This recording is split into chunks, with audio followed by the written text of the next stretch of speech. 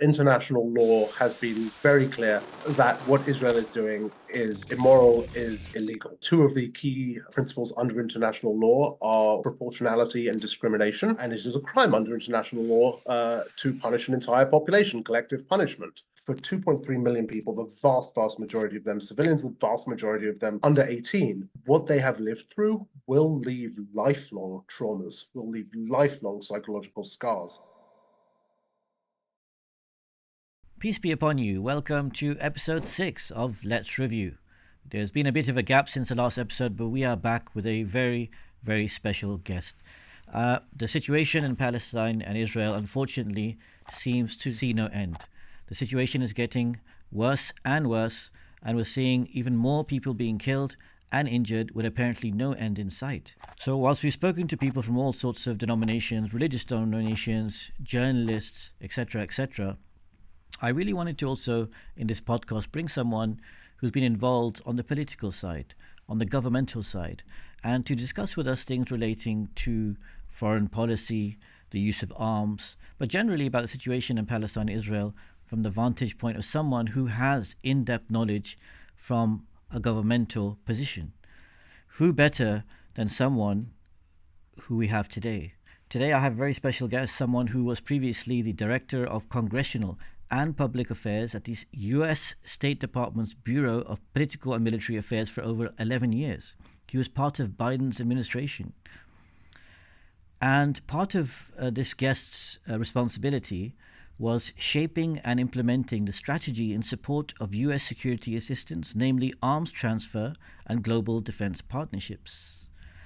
This guest, as I introduce him now, is Josh Paul. Josh Paul, welcome to our podcast. I know we've been in discussions for so long, and finally I've been able to get you here, which is my absolute pleasure and delight and privilege. Josh, welcome to the podcast. No, thank you very much indeed for having me. I appreciate the chance to talk with you and with your audience. Sure. Josh, of course, many people will know, but in case you don't, famously in October last year, if I'm correct, Josh resigned from the U.S. State Department. This was not something that was not known. This was plastered across the world's media, from Christiane Amanpour on CNN to BBC to the New Yorker magazine to all sorts of media reported this, because Josh was perhaps the first of the very high profile, amongst the first individuals in the Biden administration to quit over the Palestine war and the strategy of the US government. It was a very brave move, of course, for Josh to do so, and we're going to be speaking about him today. So, Josh, I wanted to start off by saying that it's been how long now since you resigned from that position? So it's coming up on 11 months. And there's been plenty has been said about why you, of course, resigned. But do you remember the exact moment where you thought in your mind, the trigger, because of course something that must have been building up, where you thought, I'm going to make this move. I know it's going to cause a ripple effect. It's going to cause waves, it's going to cause a media furor. What was that moment for you? I will say, first of all, that I didn't know necessarily that it was going to cause a ripple effect or a media furor, as you put it. Really, it was just a very personal decision for me, that I made on October 17th, 10 days into this current phase of this conflict, based on the fact that, for the days that had preceded, I'd been doing what I could within the system to try and shift the policy, as there were authorizations flowing through the system and, in fact, being pushed from the very top to expedite the transfer of lethal arms to Israel for its use in Gaza, in a conflict that, even by October 17th, had already killed over 3,500 people. I'd been working within the system to try and get people to ideally stop, pause, but certainly at least discuss what we were doing and ask the questions of, is this the right approach? Is this going to lead to security or peace for Israelis or Palestinians? And is this the right thing from a simply moral perspective, let alone a foreign policy perspective?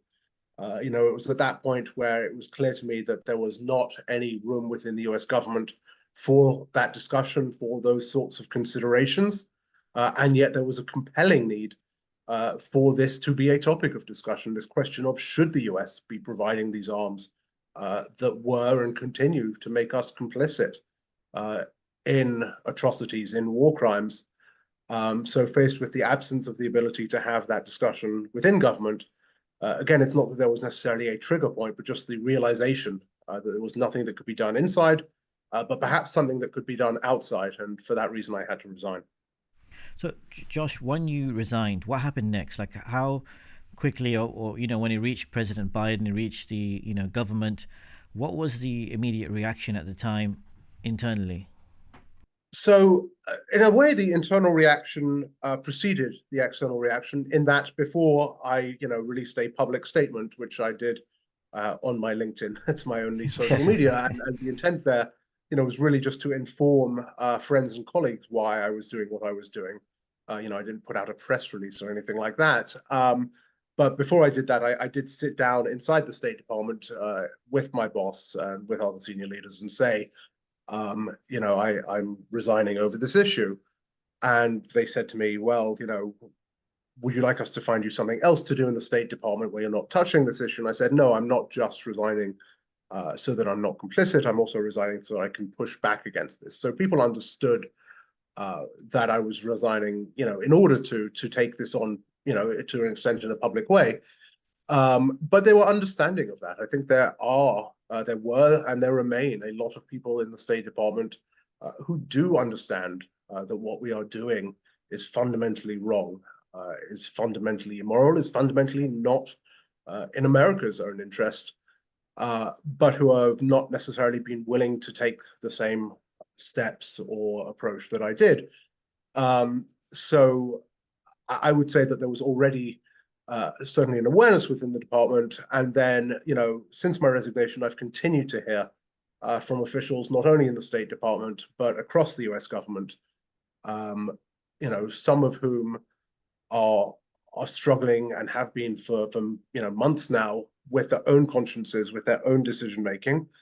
Some of whom, have not been, frankly. But, understand, I think, my own rationale and my own decision making in this.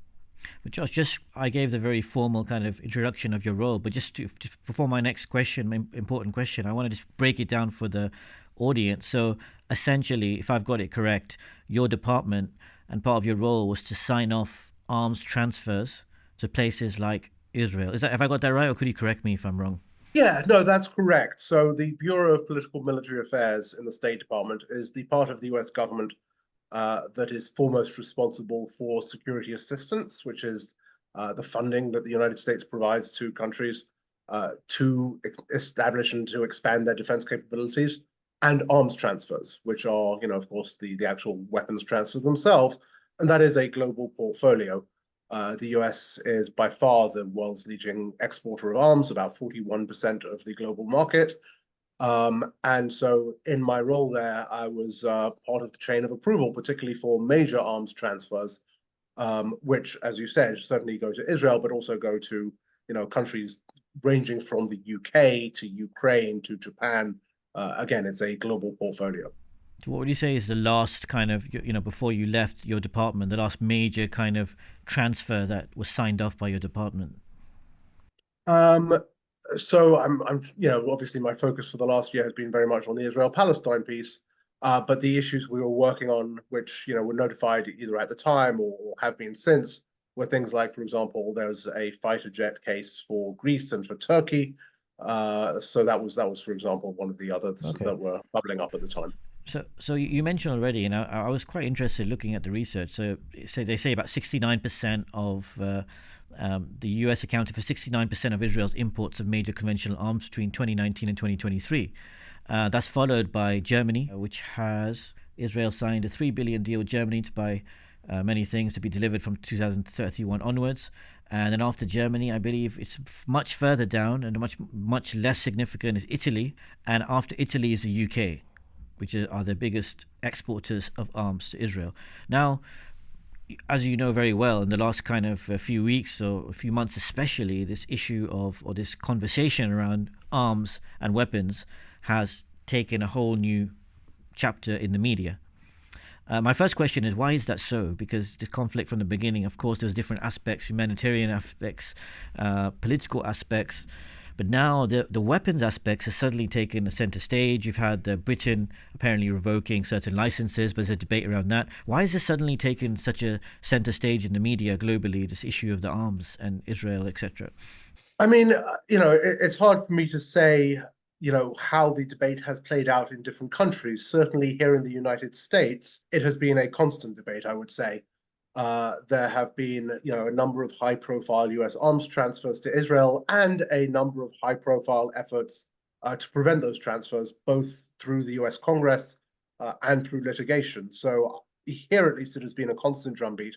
I think it has been quite specific to each country's own policies and politics as they play out. So, for example, you mentioned Italy as the third leading exporter of arms to Israel. Italy suspended arms transfers to Israel many months ago, as did several other countries, including Spain, Norway, and others. In the UK, this has certainly been something that campaigners in the UK have been pushing for many months, for a long time. I think there you can probably attribute it to the change of government, that there had been legal advice that had been sitting within the Conservative government for at least weeks and likely a couple of months. But it was when the Labour government came in that action was taken on this. I think that's in part attributable to the fact that there was pressure on the Labour government. In fact, of course, there were 6 seats, I believe it was, that the Labour Party did not win, but that instead went to campaigners on this issue. So I think they took that as a shot across the bow. Josh, do you feel that this is done because they are disgusted and they're seeing the thing, or are countries now facing political pressure and therefore they're bound to that pressure, and therefore this is why they're pushing back? Yeah, I think it's 2 main factors. One is domestic political pressure, and the other is the threat of law, of litigation, whether that litigation is coming from inside the country. And in the UK, for example, there is a case that is being led by Al-Haq, which is a Palestinian NGO, and a few other organizations, I believe Oxfam as well, of course, the risks of international complicity under, for example, the ICC Charter, the Rome Statutes. That is, I think, driving government policy making on this. I think 11 months in, it is very hard to say that, all of a sudden, politicians are awake to what is happening, are suddenly disgusted or anything like that. Unfortunately, I think it is more a function of these pressures, both from their own publics and from the actual risks of consequences. So Josh, let's take it now to focus on Gaza, Israel, Palestine, but also West Bank, etc. Of course, that now extends to even Lebanon. There's things happening in Yemen. But if we talk about Israel, Palestine, and we look at your role in the government, but of course now you're outside. It's hard to tell because we're hearing so much from the outside. But I'd like to get your insight because I feel it'll be fascinating to hear it. So much weapons, huge amount, billions. Just last month, Biden, of course, 20 billion package was F-15 fighters and so on and so forth. But then there's on talk about the legality of using certain things, international law. I want to come later specifically about the ICC and their jurisdiction and how they lodged a case. But when the US government is exporting so much arms, but the other side, it's being said that perhaps what Israel is doing is illegal. First of all, how do we prove that certain things they're doing are illegal? And if that's the case, how does that affect, or maybe not affect, how US is then exporting it to them? So I think you raise a very important question, and we have to think about legality in 2 different frameworks. One is within the framework of international law, and one is within the framework of, in this case, US law. What laws apply to the US as it exports arms and provides security assistance? So starting with that latter, with the US side, and of course this would apply, depending on the laws of any country, to any country that is exporting arms. On the US side, there are 2 main sets of laws that apply here. There's something called the Foreign Assistance Act, and there's something called the Arms Export Control Act. And I think one of the challenges that we face, and we face several, is that most of the law on the US side that relates to human rights in the context of arms transfers attaches itself to what I mentioned earlier, security assistance, to the money that the US sends, the taxpayer, originally money that the US sends to other countries to develop their security capabilities. It doesn't attach necessarily to the arms transfers themselves. There's actually surprisingly little on the US books when it comes to legal restrictions, so long as the country involved is spending its own money on the arms transfers. It really, the conditionality attaches itself to the funding. That's the first problem. The second problem is that, of course, at the end of the day, whether these laws are being triggered is often, rather than a legal determination, a policy determination, or at least it is a legal determination within a policy framework. So when you have a president, when you have a secretary of state who are committed to a course, who are committed to being unwilling to step back from, for example, their lethal military support to the Israeli Defense Forces, whether that is a function of their own ideology, whether that is a function of other domestic political considerations, to actually get the US to enforce those laws, to implement the letter of the law, is very difficult, not least because the courts themselves are very reluctant to impede the actions of the president when it comes to foreign policy, and have also proven very reluctant to acknowledge that US individual citizens can have what we call a private right of action, can bring their own lawsuits to compel the US to enforce its laws in this regard. So that's the domestic policy challenge and legal challenge. And then, of course, as you mentioned, there's also international law. International law is a consensus-based system, first of all. So, for example, neither the US nor Israel are party to the Rome Statute that established the International Criminal Court, and therefore, don't believe, and America, the United States government certainly has been very vocal in arguing that those laws, the ICC mechanisms, cannot be applied to either it or to Israel. And then, of course, as well, much of the rest of international law is also, until determined, a matter of almost of opinion, right? So, for example, on the question of genocide, the International Court of Justice, the World Court, is the world's highest court when it comes to making these determinations. It has not yet determined, and probably will not, I'm afraid to say, because of the way the process works, for several years, that a genocide is unfolding in Gaza at the hands of Israel with American weapons.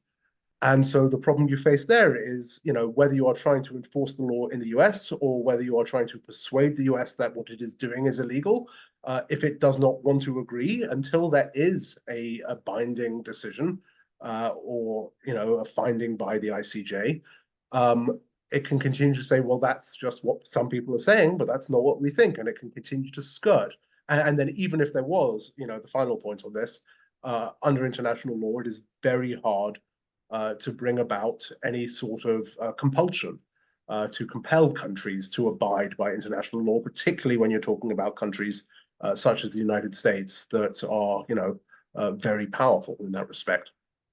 Yeah, so Josh, going back to it, it's very interesting what you're saying. There's many complexities, many layers. It's not as straightforward as saying X is doing bad and therefore this should happen. There's so much more complexities to it. But essentially, Josh, if, for example, because I'm trying to bring both sides of an argument, what is your belief about what's happening now? It's wrong, and if so, why is it wrong? How would you explain it to someone? Because if you go on different sides, they would say, of course, and I know you've been on record, and here we at the review have always said, anyone killed is wrong. For any innocent person who dies, it's wrong. It's completely wrong and indefensible. What happened on October 7th is completely wrong. As a religious person, it's against Islam. We brought many Jewish people and Christian priests, and they all said it was wrong as well. At the same time, when we talk about numbers, for example, it's very interesting that, for example, it will be said that in one sense, for the other side, it's arbitrary to discuss certain things because it is said that everything's being done in defense, to defend ourselves, to preserve our life, basically. And in that sense, we can do as much as we want. So how would you respond to this, basically? I mean, I don't think this is a complicated question. International law has been very clear since before even the Geneva Conventions, going back to the Hague Conventions, And even before that, there's a long tradition of just war principles, that what Israel is doing is immoral, is illegal. Two of the key principles under international law are proportionality and discrimination. Proportionality is that you can only cause harm that is, up to the point of what is absolutely necessary for your military objectives. You cannot, for example, and it is a crime under international law to punish an entire population, collective punishment. And it is very clear that Israel is pursuing a policy of collective punishment, both in the disproportionality of their bombardment. The decision, for example, that to get one person, at the mid levels of Hamas is worth dropping a 2,000-pound bomb on a market, on a refugee camp, where you're going to kill hundreds of people. That is not proportionate. It is also indiscriminate, and as is, for example, the decision to restrict humanitarian assistance. When you have the Israeli Minister of Defense saying, I think it was on October 8th or 9th of last year, that we will impose a total siege, no, electricity, all this sort of thing, that is inherently indiscriminate and in violation of international law. It's also, of course, the case that under international law, Israel is the occupying power in Gaza, which not only means that it has certain responsibilities under international law to provide for the welfare, enable the welfare of the population that it is controlling, but also means that under international law, Israel does not have a right of self-defense against a country or territory that it is occupying. That is not a right that exists under international law.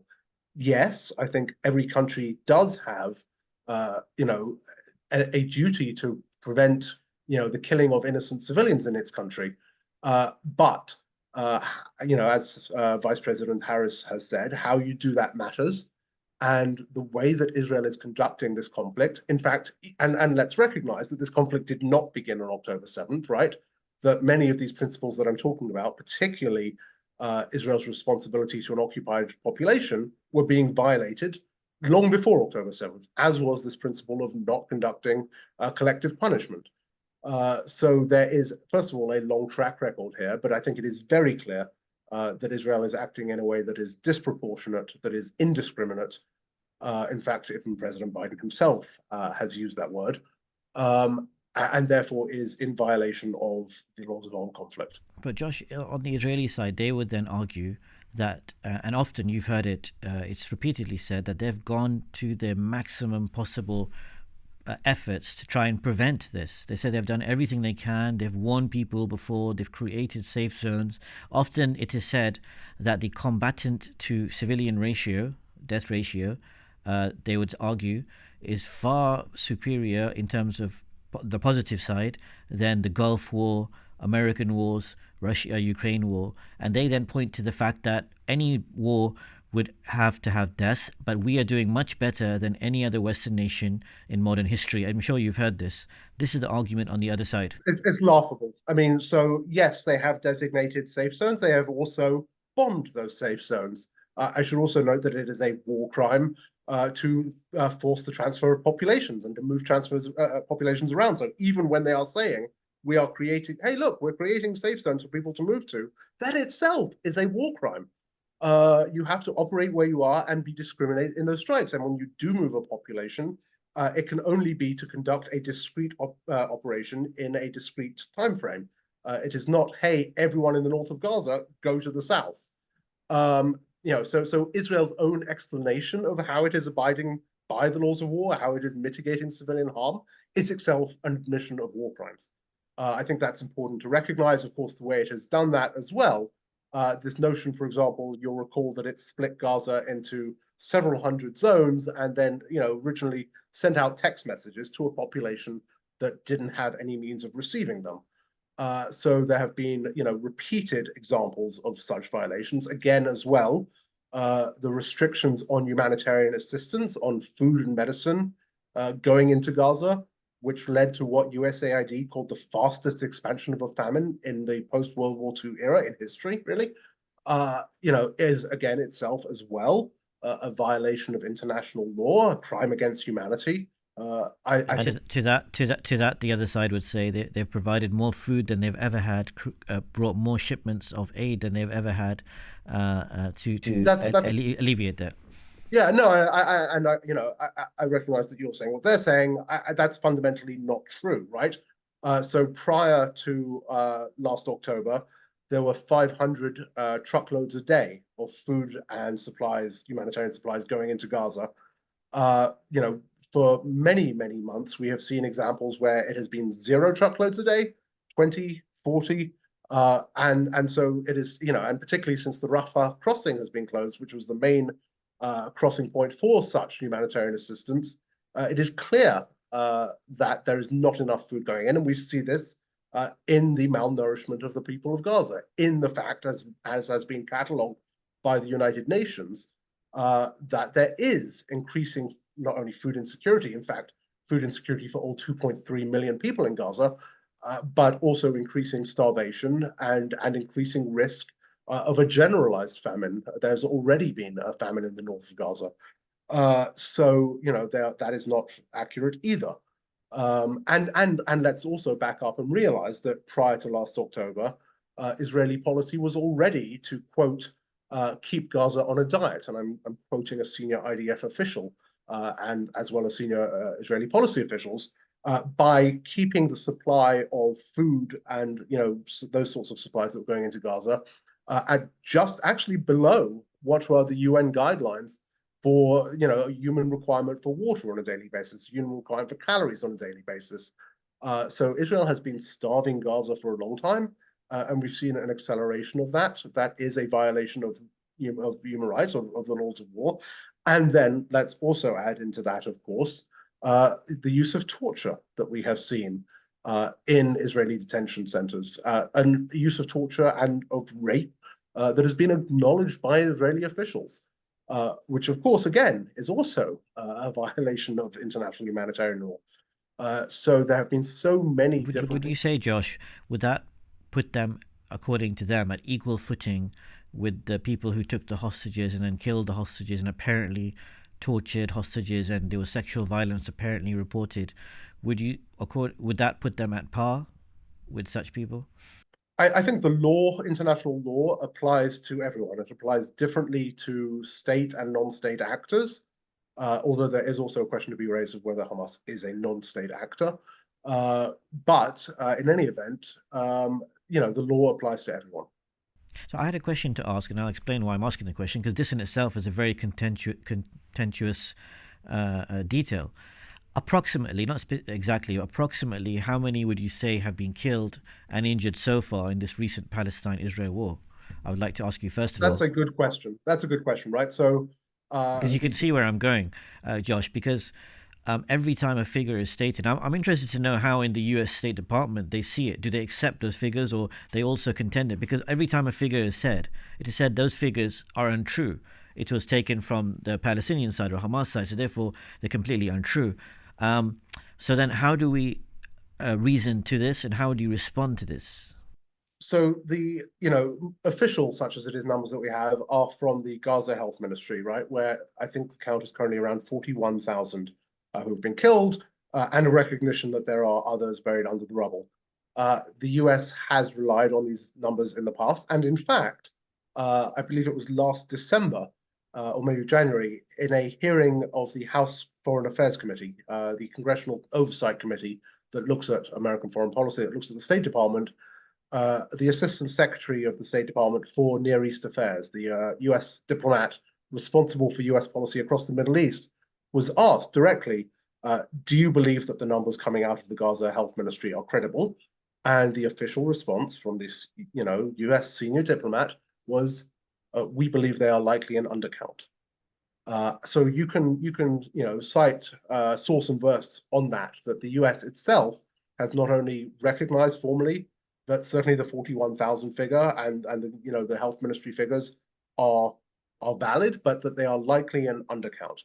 And then, of course, let's also recognize that these figures solely relate to those casualties that are A, reported and reportable, and B, a direct result of munitions and military operations, they do not include indirect casualties, which, as we know from previous conflicts, tend to outrate or outrank, direct casualties at a 3 or 4 to 1 ratio.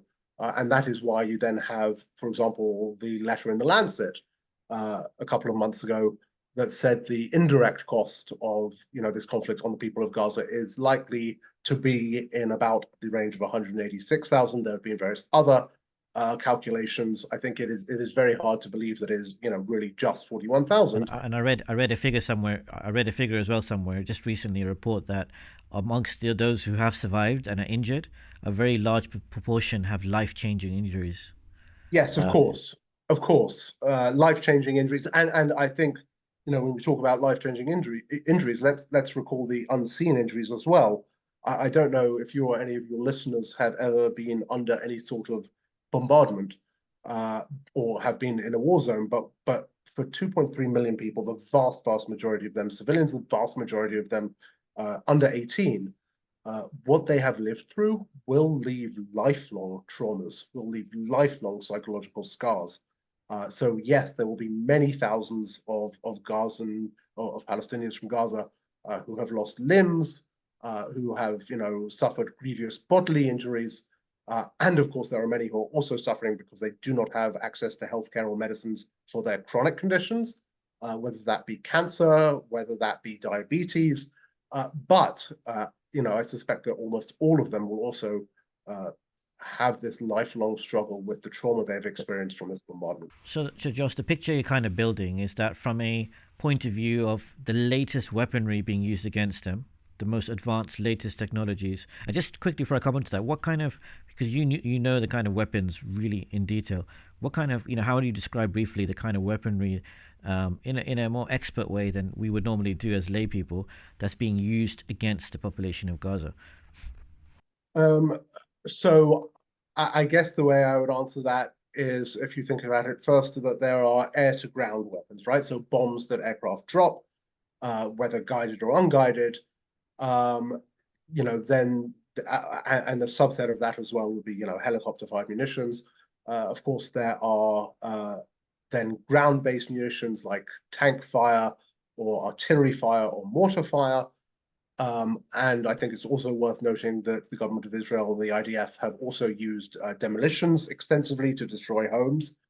And then, of course, small arms, light weapons, so, sniper fire, machine gun fire, and so forth. So, I mean, a wide variety, every type of munition, really, almost that you can imagine, being deployed against, again, what is a civilian population. Yeah, so as I was mentioning, you've kind of built a picture. There's the advanced weaponry, there's the lack of food, famine coming in, there's the probably it's not discussed as much, the mental health effect of which they have no support, which can maybe be seen in years and years to come. So why it's fascinating again to speak to you is I wonder, the current figure for children killed is what, Josh, at the moment? The latest figure I saw was 16,000, but it could be, yeah. Yeah, okay, 60, I'm sure your one is accurate. But what I mean, Josh, in the US State Department, or even in, say, you because you have direct knowledge, I can't ask you about the British or Italian, but in the US State Department, they're receiving this information. Whether you are telling them when you were there, or you said you have colleagues who still have this conscious, they go to the officials and say, look, this is what's happening. They don't have this. There's famine. There's weaponry. It's not being used right. It's being done indiscriminately. They're doing on schools. We don't have any intelligence that actually this actually is a threat. So what happens? Do the people on the other side truly believe that actually know what you and other people are telling them are wrong, or are there other? Because you often hear that weaponry, for example, helps towards the GDP. Weaponry is like they say, war. Any kind of war is an amazing testing ground to test your kind of what you have. So what is the truth when you bring this information, or your colleagues bring this information? Is it just ignored, or is it there's other motives? This is why they have to continue. What happens? Yeah, I think it's the other motives piece. I don't think that anyone, frankly, in the State Department or in the US government doubts that there is immense suffering being meted out upon the people of Gaza as a result of US weaponry. I don't think that in private anyone would debate that. And I think it's impossible to argue with at this point, right? I think that what you would probably hear from those senior decision makers who continue to authorize these arms transfers is A, we are pushing Israel to reduce and mitigate civilian harm. We can talk about each of these later, but that's the first argument I think you would hear.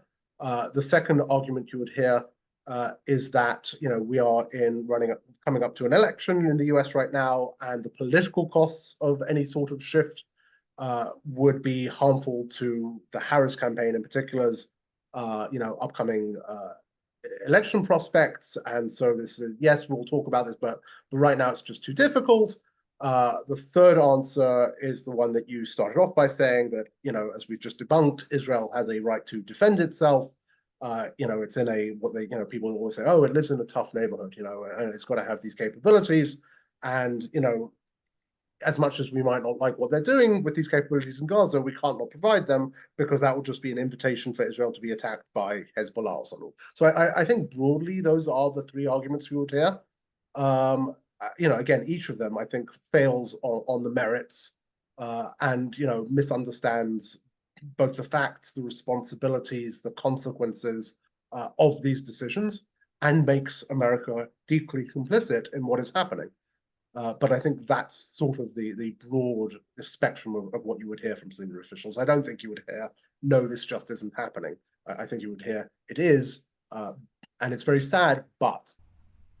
What do you feel the US is trying to gain? What's their end game, do you feel? Where do you think they want it to end? Is it simply just a case of supporting Israel, or are they trying to gain something else? What is their end game? So I really think that the US policy here has more to do with US domestic politics than it does with US, geostrategy or global interests. And for that matter, I think it is also very clear that the policies the US has been pursuing with its support to Israel have actually been deeply damaging and deeply contradictory to US interests around the world, right? We have seen a US denuded, stripped of its credibility, with the effect that has had on its global standing, on its relationships across particularly the global South, its ability to quote unquote compete with its strategic competitors, particularly, for example, its credibility in competing with a country like the People's Republic of China. We've also seen deep damage done to US relationships in the region, as well as increasing risk of instability and escalation across the region. We've seen deep damage done to the international rules-based system, which protects all of us, including the United States. We have seen deep damage done to America's credibility and standing at the United Nations. So first of all, I would say that there is no positive outcome, certainly not for Palestinians. I would also argue, by the way, that there is no positive outcome here for the security of Israelis. I don't think any of this makes Israel any more secure, on the contrary. And there's also been no, advancement of American interests. So by any strategic measure, this is a failure. And for that reason, I think you have to look at the domestic context in America to understand what the benefit is here and what the gain is here. And that is where we have, I think, some real challenges as a function of the US political system and, frankly, the role of money in our politics that get in the way of a foreign policy making that is actually in America's interest. And so, on that same question, I would ask about Israel. What do you think is Israel's, this current kind of government, which has been under a lot of pressure, even domestically? What is their end game then? What do you feel might happen if they succeed pushing Palestinians out of Gaza and the West Bank? Would they set their sights on Jordan and Lebanon? What's your view?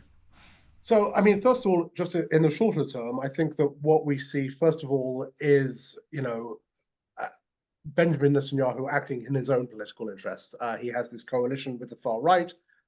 Prior to last October, he was already facing indictments for corruption. While a conflict is going on, he is, first of all, secure in his governing coalition and also secure in not having to face the courts. So, even at that, and that's sort of the micro level, as it were, but you can see the incentive structures for keeping the conflict going there. I also think more broadly, that Israel did have its own traumatic event on October 7th, but has been responding to that and has almost been encouraging itself to respond with a deepening of emotion rather than a clear thought process about what is actually in Israel's interest.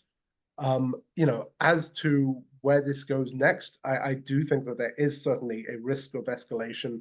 The longer this goes on, right? I mean, the longer this goes on, the more likely that someone miscalculates, someone takes advantage of a situation, and there's, a further escalation. Um, so I think that that is a reason for us all to be very concerned and also to push for this to end already. But I think that's where we are. How did you see it when we saw this attack relating to Iran from Israel? Obviously it was quite a scary situation. You had the reply drone attack. It was almost very near to a full-out war. I think people were literally on the tenterhooks. People who normally don't take interest in Middle East conflicts are just living their lives in the West. Even there, you could see in the comments and the newspaper sections were really scared, and World War III is being spoken about much more openly as than it was 5-10 years ago.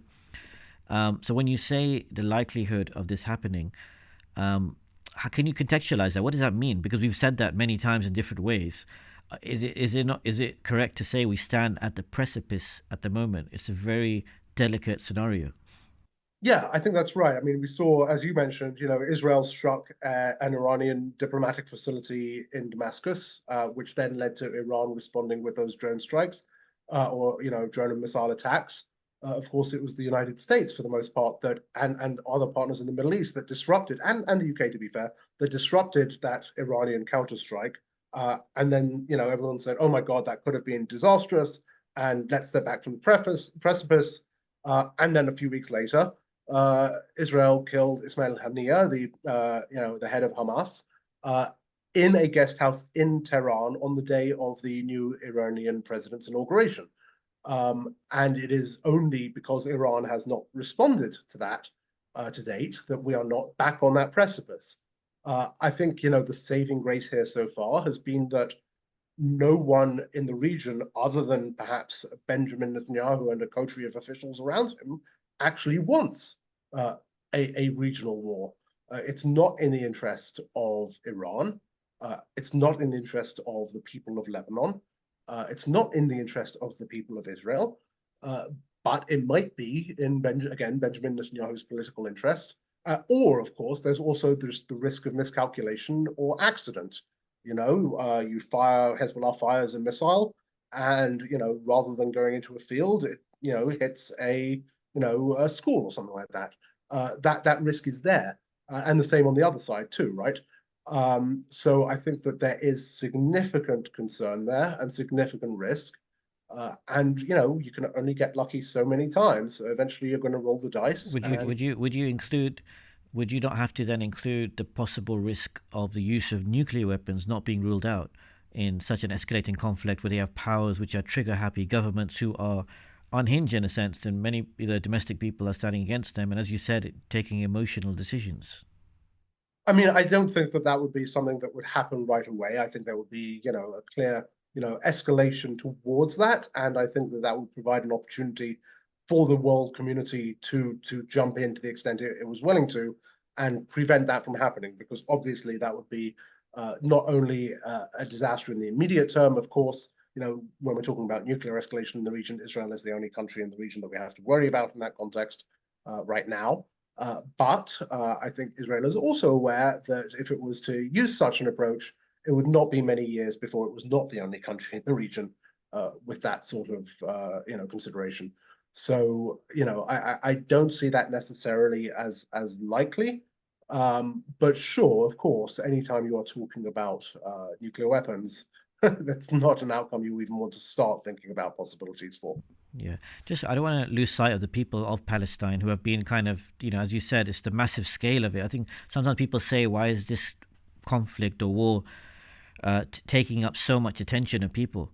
And it's just the scale of it and the intense deaths and injuries which have been so frequent, so high, and in such so far reaching, which has been unprecedented in that sense. But what amongst all of this, the question I guess I haven't asked is, what is the hope for the people of Palestine then? The scenario you've painted is an honest one, but very bleak one. It doesn't seem to be that can be a ceasefire with the current government, anyways, in Israel. It seems like the situation is escalating, as you said. You have said that there are other motives involved, which means that just presenting suffering does not solve the problem because they have other motives to continue it. So, what hope do the people of Palestine have? You've been, speaking out so vehemently in support of them. What about their plight? So you started off that question by pointing out that this has been a catastrophe of a vast scope and scale. Uh, and maybe there's part of the answer in there, right? Because this isn't the only, such catastrophe that is happening in the world, even right now, right? There is the genocide against the Rohingya in Burma. Uh, there is the conflict in Sudan, the conflict as well in the Congo, and these are all conflicts, and of course, let's not forget, obviously Ukraine. But these are all conflicts that have also seen very large numbers, in some cases larger numbers. So I think the first question is the one you asked at the beginning, which is why is this one that draws so much media attention? And I think, sure, part of the answer there is the fact that it's happening in this on this land that is holy to so many people from so many different religions. Part of it is just the complexity and the history of it. Part of it is also, and there are two more factors here, I think, the Western complicity that our nations, whether we're talking about the US, the UK, Germany, are complicit in a way, in a direct way, not in a historical way, not just because we were once colonial powers, but because we are continuing to provide the weapons that make us complicit.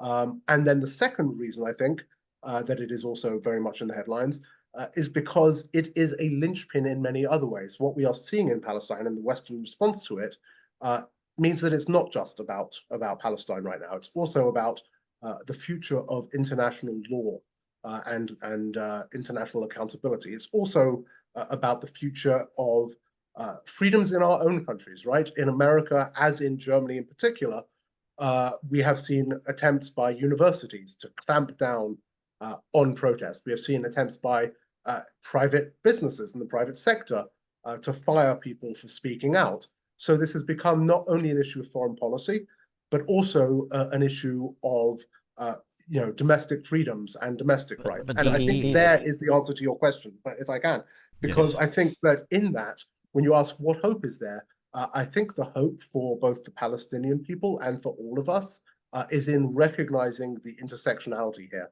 the overlap between this cause and the cause of freedom and justice and the rule of law, both internationally and within our own nations and communities. And as more and more people stand up here in the US, in the UK, as more and more people recognize how this conflict in a faraway land impacts all of us, I think finding those coalitions and finding our voices is something that ultimately, and we are finding our voices, we are finding those coalitions, is something that should give, first of all, hope to all of us who are campaigning on these issues within our own countries, but also to the Palestinian people, because I think the more that stand with them, the more they have hope, and the more we all have that hope. But Josh, it's interesting you say that, and that's a question I really wanted to ask you, because whilst there's hope, how do we contend with the following? The following being, let alone voices of protest in American universities, let alone 1 million people marching in central London, who are ordinary citizens. They don't have power. Now, when bodies around the world speak out who have power, who have influence, for example, take the United Nations, whether you think they are good or bad, from the beginning, the Secretary General, many senior ministers, as you know, spoke out against the atrocities very openly. What happened? It was said by the United States and other countries, they sidelined the United Nations completely. UNRWA or UNRWA, when they also were trying to help, they also kind of sidelined them and placed allegations against them. And then you have the ICC, when the ICC also made a historical kind of prosecution. Again, and that's something I want to specifically ask you, the letter from the 9 senators that came out kind of threatening them. And there was an article in The Guardian saying that he was kind of threatened from a long time ago before as well.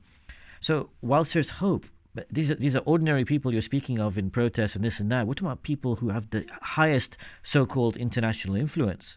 They are being absolutely sidelined, and propaganda being placed against them. So how do you see this, and why is that happening, and how do you analyze this? Yeah, I mean, first of all, I would say it's premature to say that the ICC, for example, is being sidelined. The ICC, the court itself, hasn't even issued the indictments yet. The prosecutors seeking those indictments, and so it's early in that process. Unfortunately, mechanisms like the ICC take a long time to work through their processes, but I wouldn't rule them out yet. And I know that even the threat of indictments certainly has Benjamin Netanyahu worried. And also, frankly, has a lot of people in the US government worried, including those who continue to sign off on arms transfers, because they do worry that down the road there could be their own legal liability. And I think it's also worth, by the way, just as a tangent here, pointing out that many of the crimes that we're talking about under the Geneva Conventions are crimes of universal jurisdiction, which means they can also be prosecuted in third country courts. And I think that also is something that people are aware of. That said, I think that what this conflict has done is really strip the veneer away when it comes to where does power actually lie. And I think, if anything, that's frankly helpful, right? Because as much as we can have these international systems, these mechanisms, and also these perceptions within our own countries of how democracy works, how the voice of the people works, I think it is very useful to see where that power actually lies.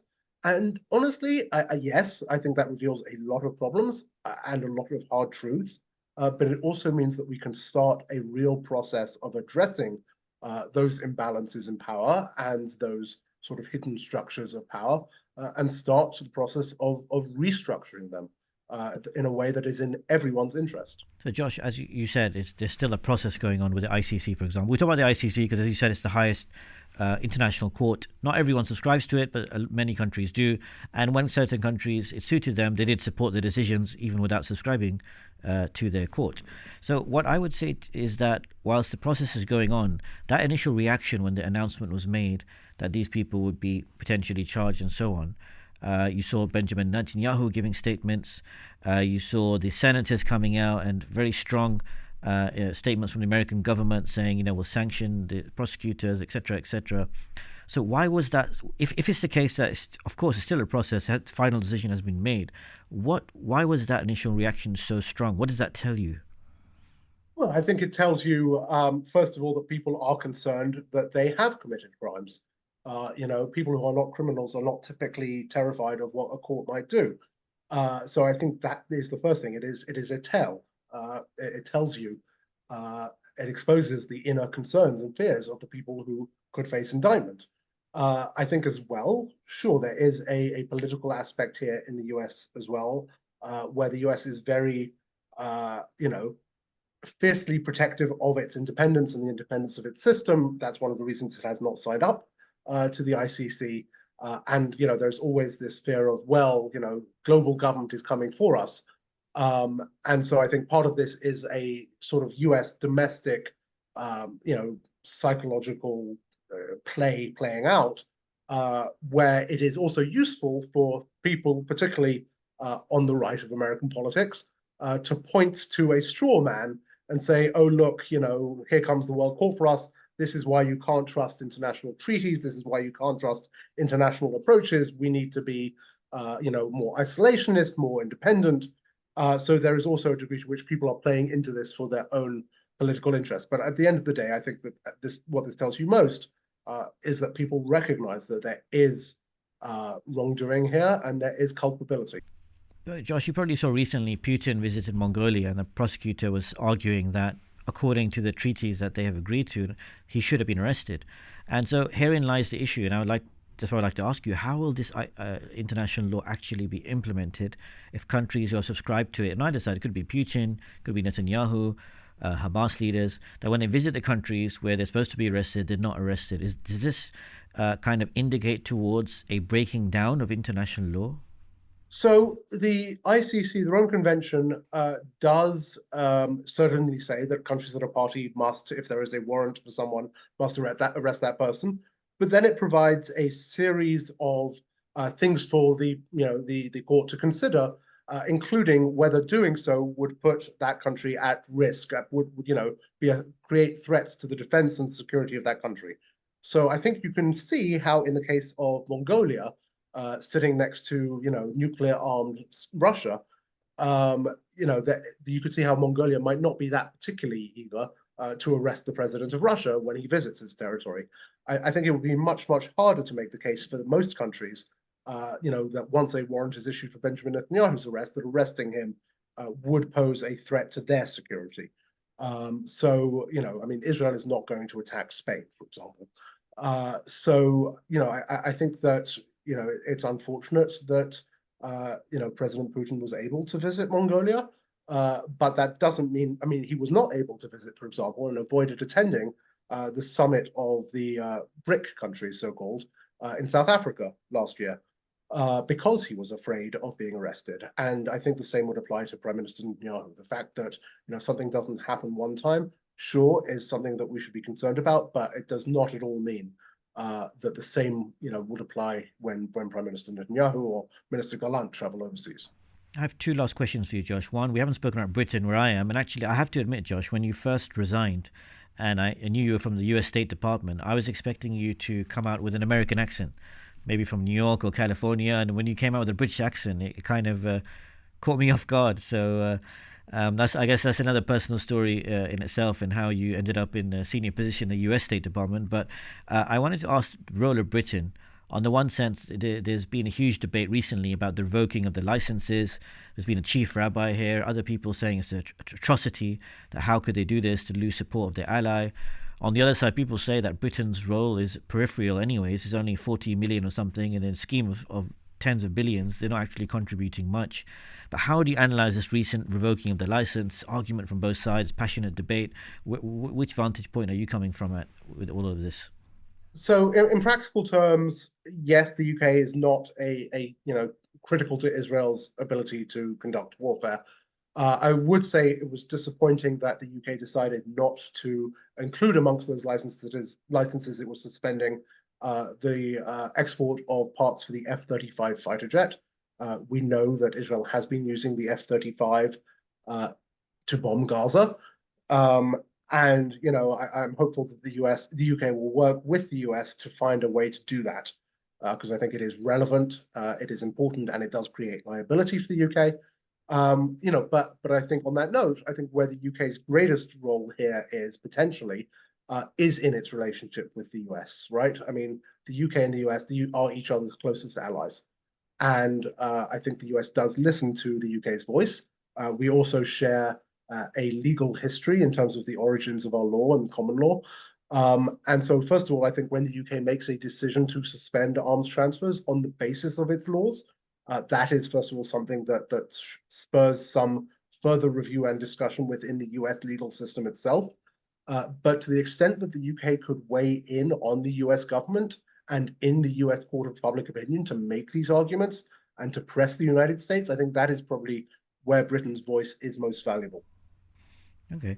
And let's say Kamala Harris becomes the president, or President Trump becomes the next president. What would Josh Paul's message be to the incoming president in terms of particularly the war in Palestine, but a war in general, but yes, the war in Palestine in particular? What would be Josh Paul's message be? I think when speaking to an incoming president's primary role and responsibility, yes, they are chief law enforcement officer. Yes, they are, certainly the moral flag bearer of the nation. But I think ultimately they all think of their role in terms of protecting America and her interests. And so I think the argument I would make would again be that what we are doing right now is so deeply damaging to the security of America, to the interests of America. And so purely on a foreign policy basis, and of course I would personally believe on a moral basis, or on all sorts of other bases, on legal basis, but purely in terms of America's national security, it is vital that we stop the harm that we are doing, that we stop transferring these lethal arms that are killing so many innocent civilians, that we stop obstructing the mechanisms of international accountability, and that we stop undermining the rules-based international order that generations of Americans have worked to construct since World War II. Yes, I know you're aware. You've been to our the Ahmadiyya community's Jalsa Salana as well, and you may be familiar. Yes, and you may be familiar with the head of the worldwide Ahmadiyya community, as Mr. Masroor Ahmed. Around 20 years ago, he was speaking about the possibility of a huge escalation in the world kind of situation, and ultimately potentially leading to nuclear conflict, which he urged us to avoid. At that time, a US senator scorned and said this was complete, foolishness in a sense, and didn't believe it. But later on, that same senator came back many years later and said, actually, this is the case. At that time, very few people were speaking about it. Of course, he's a spiritual leader. He doesn't claim to be a socio-political expert. But one of the things he mentioned is that this kind of forming of blocks, this lack of honesty and justice, this lack of actually understanding the effect that it's having on people and going for the vested interests is spiraling to such a degree that we're seeing this now is just growing and growing and growing, and we're reaching in very dangerous territories. So would you agree or disagree in that sense that this escalation is ultimately something that, in the worst case scenario, can lead to something extremely terrible that we don't, nobody thought World War I would happen. Nobody thought World War II would happen. There was things that led up to it. We see similarities of a precursor to a world war. It's now being spoken very openly. We hope it doesn't happen, but how do you see this next few years panning out? And, as I mentioned, this message of His Holiness as well. I think that as the world increases in complexity, in population, in technology, all of these risks multiply. And without a system that is transparent, that can enforce accountability, and that can do so on an equal basis under the law to all human beings and to all countries, we have real problems ahead of us. And so I think at the end of the day, this is, first of all, a crisis in the Middle East, and a crisis that does create a direct risk of escalation. But even more than that, our response to that, to the extent that it undermines our ability to bring about mechanisms that can resolve crises, that can bring accountability, and that can deter violations of international law from even happening in the longer time frame, only increases those risks and multiplies them. And that is yet another reason why the interests of Palestine are not just the interests of the Palestinian people, they are the interests of us all.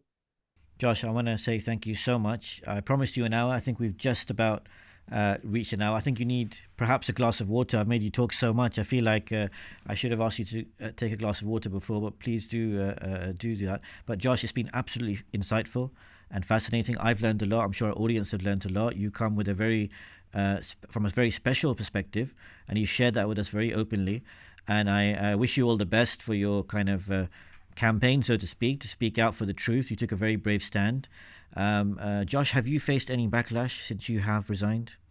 Not really, to be honest with you. I think, people who have been supportive have reached out. People who have disagreed have, either not reached out or kept their commentary to, Twitter, where I don't really have a presence. So that's fine. Well, I wish you all the best. Thank you once again. It was a privilege and honor to host you here today. And to our audience, we had a long gap, as I said. We came back with a special guest, Josh Paul, and I'm sure you've enjoyed the conversation as much as I have. Until the next episode, and please feel free to like, subscribe, give us comments below, tell us which guests you want to see as well, and we'll do our best to bring them on. Until next time, peace be upon you. Make sure to like, comment below, and subscribe to our YouTube channel and other channels for the latest content.